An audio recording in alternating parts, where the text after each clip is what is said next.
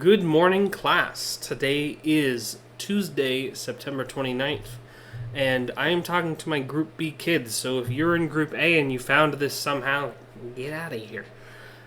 So yesterday I asked you to complete your vocab assignment. I will check those in a minute to see if they're all turned in. I'm trusting that they are. And to start reading your first assignment inside of the textbook. Now, for 8th grade, that was a story called The Rose, I believe, and for 7th grade, that was a story called Grounded. So, if you did not finish reading that and turn in your window notes activity worksheet to go along with it, you need to finish that before you do anything else today. I would set a timer for 10 minutes and work on that before you get started with anything else. So, we wrote a summary about an article from Marley Dias, the girl who created her own Netflix show. Remember that? I'm still missing a few of those summaries, and I would like those as soon as possible. But for now, we're going to move on and begin our next summary of the text that you just read. So in order to make sure that we fully understand what we're doing with this summary writing, I'm going to take a few minutes right now to go over some of the things that I saw us doing and correct those. Okay, so here we have a few different examples that I pulled out of various ones that I have graded so far, and I've highlighted a few things that I want to point out. So I'm going to read this to you, or at least I'm going to read the parts that are highlighted, and I'm going to talk about each of them, okay? In the passage about Marley Dias, it explains how much she is pushing for change at a young age. That's a good sentence. But it is not doing what I told you to do on the day that we went through our PowerPoint about writing summaries. It is not starting with the title of the text. So very easy to fix that. In the passage, comma, and then give the name. Marley Dias,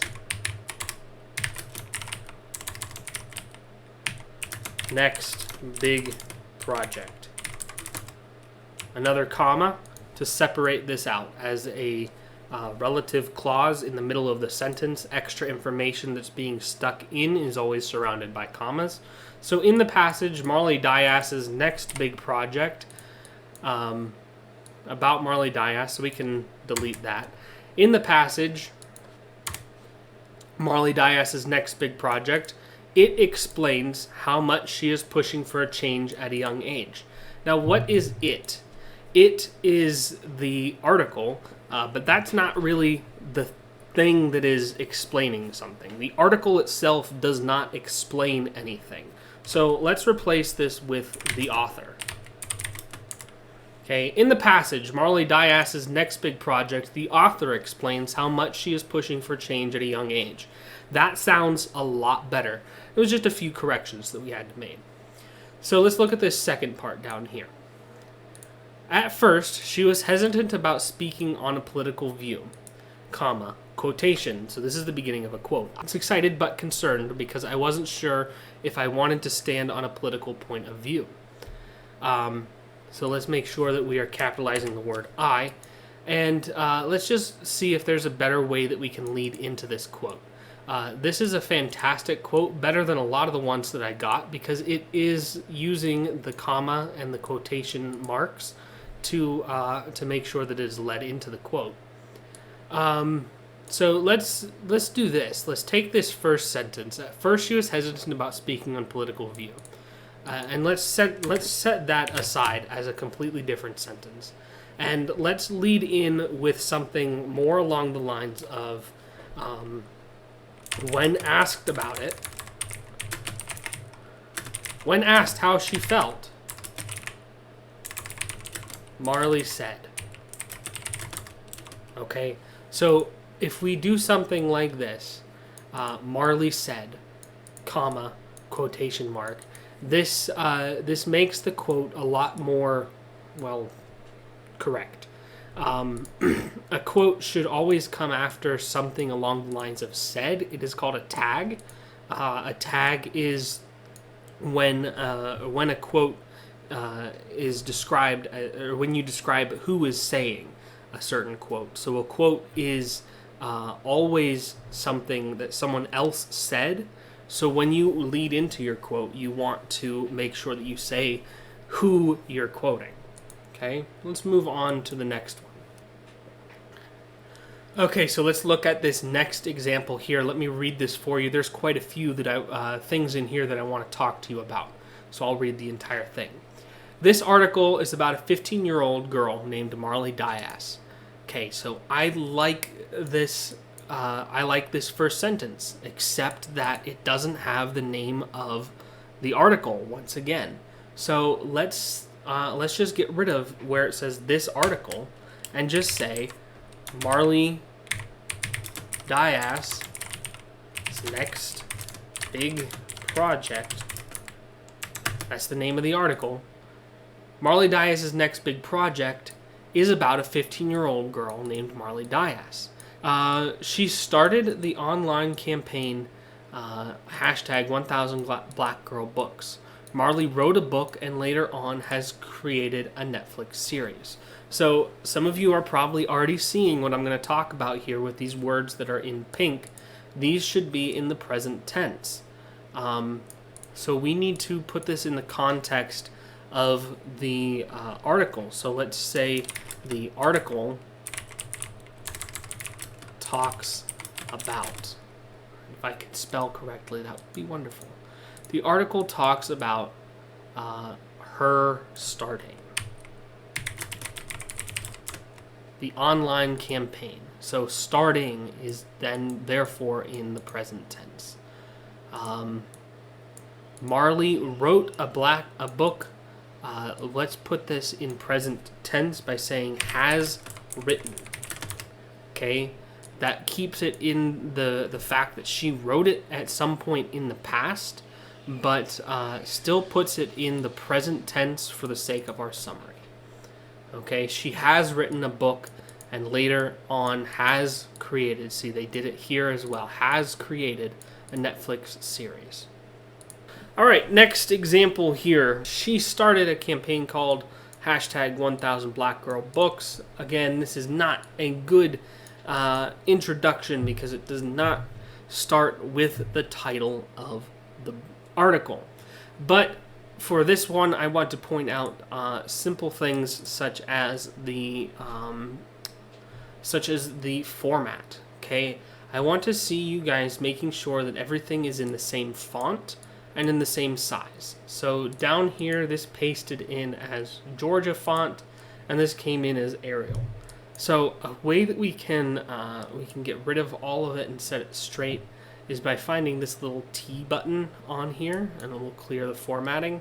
And there we can even see that it's on two different lines now. So it needs to be on one line.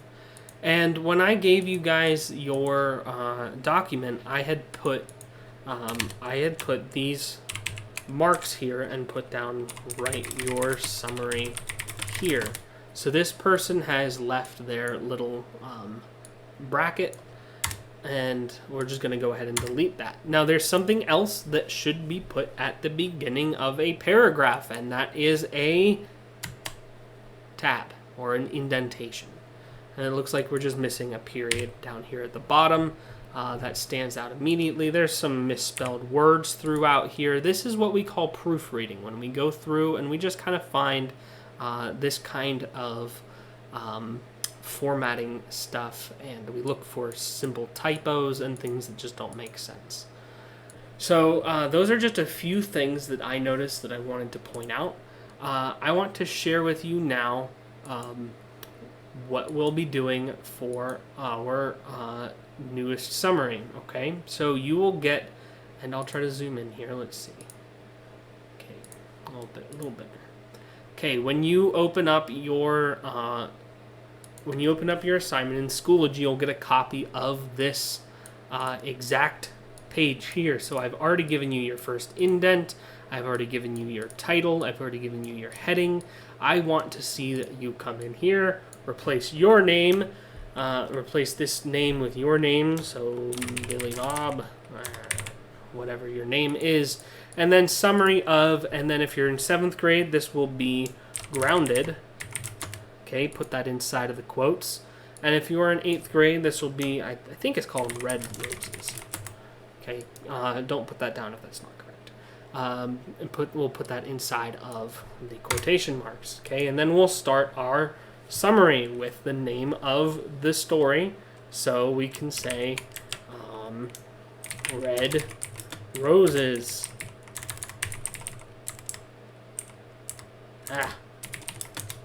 Be great if I could spell. Is a story about, fill in the blanks. Okay, there's your first sentence down. Very easy. I think this time I am going to take off the suggestion that you guys use a quote, as we've had a lot of trouble with using quotes. And instead, I'll be grading you based on having your first sentence include the article title, being in present tense, explaining the entire text, so don't skip out on part of it, and then making sure that you have kept your opinions to yourself and only used factual information. You'll also be graded on this being 7 to 10 sentences, using full sentences, and putting your name at the top. So this will be worth a total of, what would that be, maybe 21 points. Okay, and I will put a rubric onto your copy of the document so that you can look at it and see these different check marks. And you can look at it, you can say, okay, I did this, I did that, I did this, I did that. Make sure you have full credit for it, and turn it in, and you will get all the points, and you will be top of the class, and you will be turning in your work on time, and I will be happy, and we will move forward from there. Okay, so I've been talking for quite a bit now. I'm going to shut up, and I suggest that you set a timer for 20 minutes to begin working on your summary. And then tomorrow, I will give you another 20 minutes to work on this. Contact me if you have any questions. Have a good day, everyone.